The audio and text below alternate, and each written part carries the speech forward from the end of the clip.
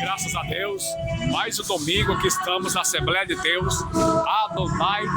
Ora, estamos aqui no culto da família. Estamos para cultuar, agradecer o nome do Senhor Jesus.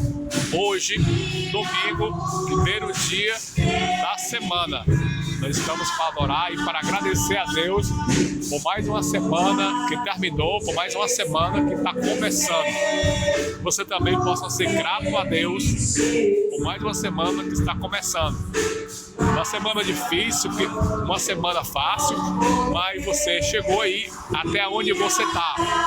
Mas você está com saúde, mas você está respirando.